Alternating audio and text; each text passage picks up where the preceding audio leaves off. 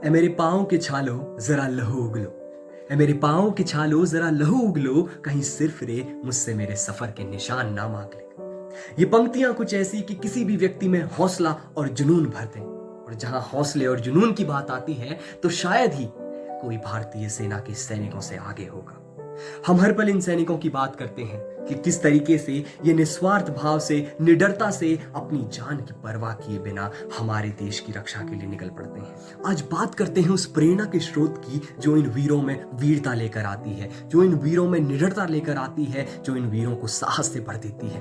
हाँ, आज बात करते हैं उस माँ की जो बिना कुछ सोचे समझे अपने पुत्र को रणभूमि की ओर अग्रसर कर देती है। नमस्कार, मेरा नाम रोहित सिंह रावत एक बार फिर हाजिर हूं एक नई कविता के साथ। इस बार कविता का शीर्षक वो माँ। कविता काफी छोटी सी लेकिन दिल से लिखी गई है। उस माँ की भावनाओं को जहन में रखकर लिखी गई है जो खुशी खुशी अपने पुत्र को माँ भारती की रक्षा के लिए अग्रसर कर देती है। प्रस्तुत है कविता वो माँ। वो माँ जो कभी ना घबराती थी, वो माँ जो कभी ना घबराती थी, ये जानकर भी उसका बेटा वापस आए या ना आए, वो हर पल उस वीर सपूत का हौसला बढ़ाया करती थी। वो माँ जो कभी ना घबराती थी, ये जानकर भी उसका बेटा वापस आए या ना आए, वो हर पल उस वीर सपूत का हौसला बढ़ाया करती थी। आंखों में आंसू लाए बिना ही उसके चेहरे की मुस्कान सब कुछ बयां कर जाती थी। अरे वो माँ थी ना, ममता छलक ही जाती थी। वो माँ थी ना, ममता छलक ही जाती थी। ना जाने कई रातें उस माँ ने यूं ही रोकर गुजारी थी। ना जाने कई रातें उस माँ ने यूं ही रोकर गुजारी थी। अरे वो माँ थी ना, जिसने अपनी पूरी जिंदगी अपने उस लाल पर देवारी थी, अपने उस लाल पर देवारी थी।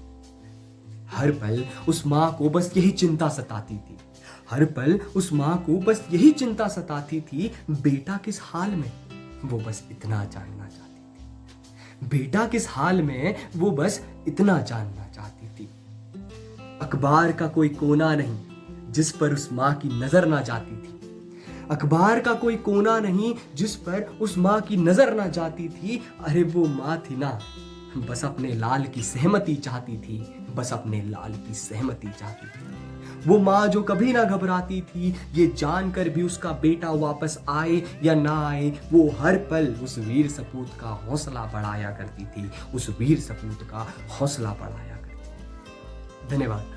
अब अंत में 4 पंक्तियां उन सैनिकों और उनके परिवार वालों के जुनून और हौसले के लिए पढ़ना चाहूंगा कि मंजिलें बड़ी जिद्दी होती हैं, ये मंजिलें बड़ी जिद्दी होती हैं, हासिल कहाँ नसीब से होती हैं, लेकिन वहां तूफान भी हार मान जाते हैं जहां कश्तियां जिद पर अड़ी होती हैं, जहां कश्तियां जिद पर अड़ी होती हैं। जय हिंद, जय भारत।